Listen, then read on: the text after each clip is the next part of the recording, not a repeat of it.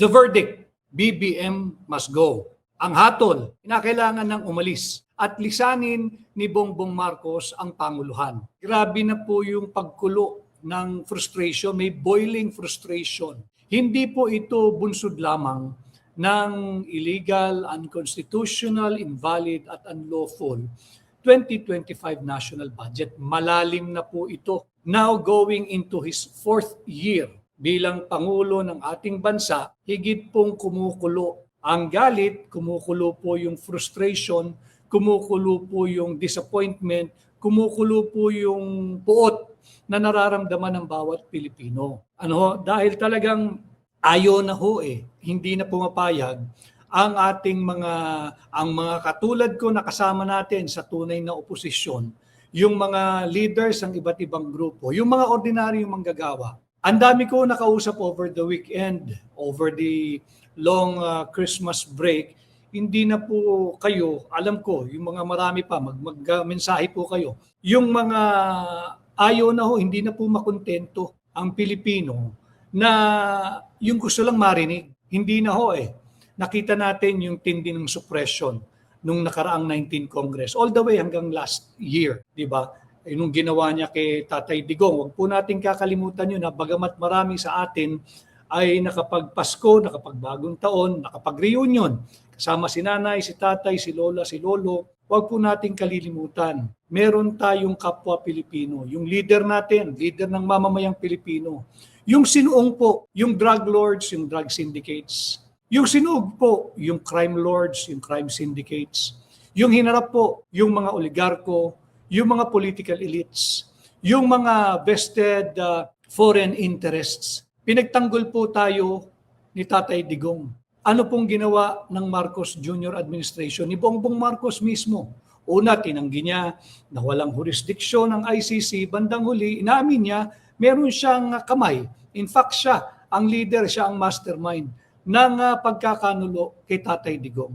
And I feel for the family, I know them, kaibigan ho natin sila, rinerespeto natin sila. In the midst of the celebration ng Pasko at New Year, huwag natin kakalimutan, meron pong naiiwang Pilipino dahil sa pagkakanulo ng Marcos Jr. administration. Itong tinatawag nating pambansang bangungot, nandiyan pa rin ho, nakapiit. Walang kaso, walang ebidensya, walang complainant, katang-isip lamang si Tatay Digong. Patuloy po yung ating panawagan, yung ating advokasya, patuloy po ninyo yung inyong panalangin sa kanyang kalusugan, sa kanyang kaligtasan, at sa kanyang sana ay pagpapauwi sa lalong madaling panahon.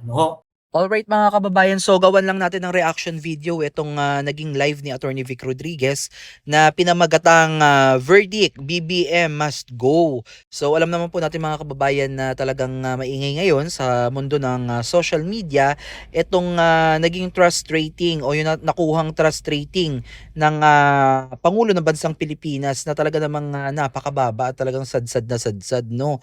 At yan ay hindi naman makakaila dahil nga po sa kanyang administrasyon ay talagang laganap ang korupsyon na talagang patuloy na nagpapahirap po sa mamamayang Pilipino at nagpapahirap po sa ekonomiya ng ating bansa. So ito na po yung resulta ng mga nangyari nung mga nakaraang taon under po yan ng kanyang watch, under po ng kanyang administration. Kaya talagang deserve na ganito naman talaga ang trust rating kasi magulat ka na lamang baka mag 100% pa ang trust rating mo despite ng mga nangyaring corruption, kasi ako personally mga kababayan hindi ako satisfied doon sa naging takbo ng investigasyon ng ICI patungkol nga po dito sa flood control scandal, kasi kung mapapansin niyo yung mga nakulong talagang hindi naman natin kilala, parang although meron silang kinalaman siguro or naging bahagi sila ng maano man yung paggamit po ng pondo dito sa flood control, kinakailangan talaga nating makuha yung mga mastermind. Kasi ikaw ba maniniwala kung ikaw mag-isip ka sa mga oras na to, ikaw ay mag-isip na etong mga taong mga nahuli na to, imagine sila yung naging mastermind sa paggawa ng napakalaking iskandalo na ito na pagnanakaw sa kaban ng bayan. Imagine niyo yun. So dalawa lang yan, 'di ba? It's either pinapabayaan ng mga talagang nakapwesto na may mga kapangyarihan etong ginagawa nung nakasa kanilang ibaba, yung mga undersecretary. For example, ganyan na lang, no, yung mga ano lang nila, mga sekretarya, mga alam niyo yun, nasa ibaba lang nila na dapat sila yung nagmamanage or nagmamando, kumbaga. 'Di ba? Imagine niyo 'yun. Kaya talagang ang hirap paniwalaan, mga kababayan, no, na wala man lang nahuli man lang na congressman, wala man lang napakulong na senador. Kung meron man talagang kinalaman itong mga senador na to, ay dapat walang sisinuhin. At yung mga tao diyan sa Malacanang, no, kung meron talaga, ay dapat talagang mapanagot 'yan. At talagang itong naging paggulong ng investigasyon at itong mga nakulong, talagang hindi lang naman siguro kung mga kababayan yung ganito yung nararamdaman, no. Very disappointed ako dahil wala man lang kilalang personalidad yung nakulong, no. Hindi natin kilala, 'di ba? Ni sa mga hinagap, ni sa mga binalita, parang hindi man lang natin nakita yung pagmumukha ng mga taong 'to, hindi man lang natin narinig, pero sila yung mga naserbisyohan ng warrant of arrest at sila po yung mga nakakulong. So ine-expect na natin, binigyan ko na nga ng benefit of the doubt itong si BBM na sabi niya bago daw magpasko, may mas marami pang makukulong. So tayo naman ay naghintay ng maayos, 'di ba? Naghintay tayo kung talagang may word of honor talaga siya at kung may maipapakulong talaga siyang big fish, pero wala talaga, mga kababayan, no. Kaya ito yung mga resulta na talagang magpapatunay na wala pong tiwala yung kababayan natin, kasi pati mismo siya 'di ba, sa kanyang mga posting, sa kanyang mga mensahe, pati itong si Ralph Recto na pipilitin daw nila, no, na ibalik yung tiwala ng taong bayan. So ibig sabihin mismong sa kanila hindi man nila i-admit directly, pero ramdam talaga nila na wala ng tiwala yung taong bayan sa kanila. Kaya ganun yung sinasabi nila na pipilitin or sisikapin na maibalik yung tiwala ng taong bayan sa gobyerno, lalo na sa administrasyon ng Bongbong Marcos, no. Pero mga kababayan, huli na ang lahat para dito, no, dahil ilang taon na din naman nating pinagbigyan itong administrasyon na to, at still wala naman tayong nakikita na talagang masasabi natin na big project, no, hindi kagaya ni PRRD na napakarami po natin up until now na nararanasan nung panahon niya na ginawa niya,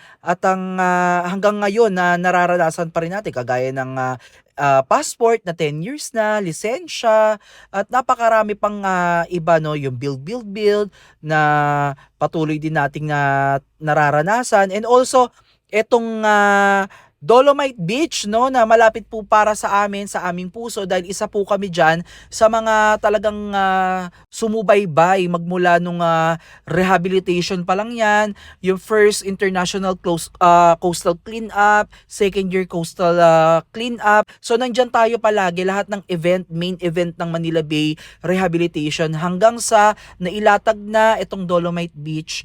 Yung Dolomite Sand na yan ay nandyan po tayo, at talagang nakita natin yan all throughout, kung paano ginawa, kung paano binayo ng bagyo, pero still nandyan pa rin po, nakikita pa rin natin. So yan yung tatak Duterte, mga kababayan, na talagang sa tingin ko kaya yan yung iniiyak ng administrasyon ngayon. Sa akin lang parang kasi sila wala sa kanilang maaalala na ginawa nila, 'di ba? So imagine niyo yung tumatak sa utak ng mga tao is yung corruption sa panahon ng administrasyong ito, which is nakakalungkot, no?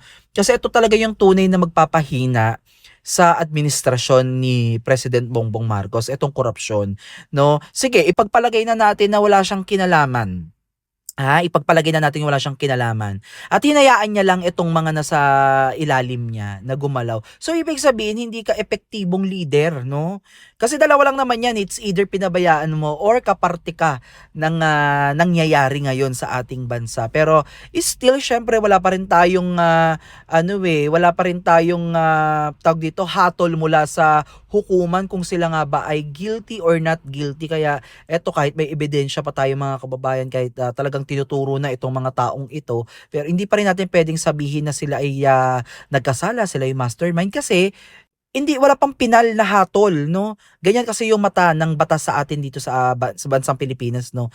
Tanging ang husgado lamang ang lilitis at talagang sila lang maghahatol kung sila ay guilty or not guilty. So, yun yung masaklap na katotohanan, mga kababayan. At alam naman po natin na kapag ikaw ay nasa kapangyarihan at ikaw ay maimpluwensya, mayaman, mapera, talagang kaya mong laruin yung ano dito sa ating bansa. Nakakalungkot, no? Kasi hindi patas. Kahit sabihin nilang patas ang paningin ng batas, hindi natin talaga pwede mapanghawakan kasi marami dyan na nagnakaw lang ng gatas para sa kanyang anak, kulong agad. Nagnakaw ng bigas, nakulong agad. So imagine niyo itong bilyong-bilyong piso na ninakaw sa atin, no? Pero still, malaya pa rin sila na nakakapamuhay, nakakain yung kanilang mga gustong kainin, nabibili yung mga gusto nilang bibilhin, at napupunta nila yung mga lugar na gusto nilang puntahan, samantalang majority ng Filipino ay naghihirap, mga kababayan, at patuloy na maghihirap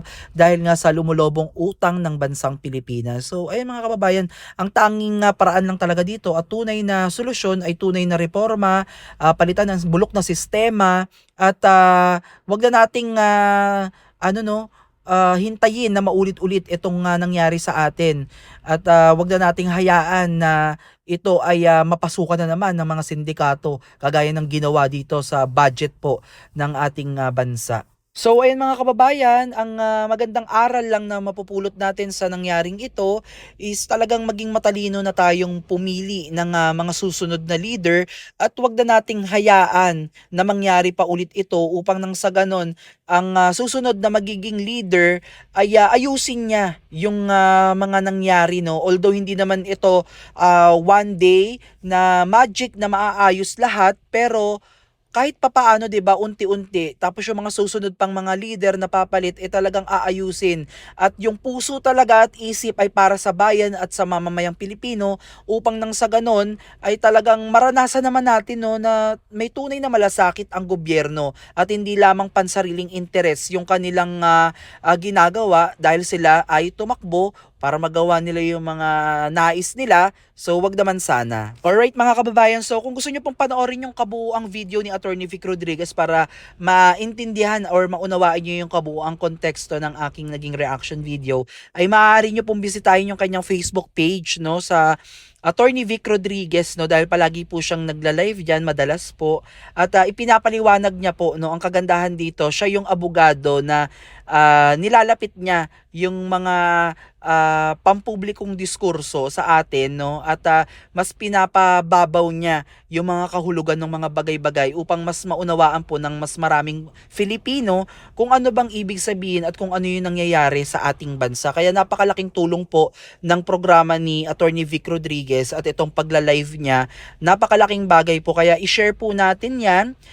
Open po yan sa lahat at wala pong pinipili dyan. Parang healthy conversation po yung nandyan, at talagang nagsha-shoutout po dyan si Atty. Vic Rodriguez. So again, maraming salamat po, mga kababayan, at God bless po sa inyong lahat.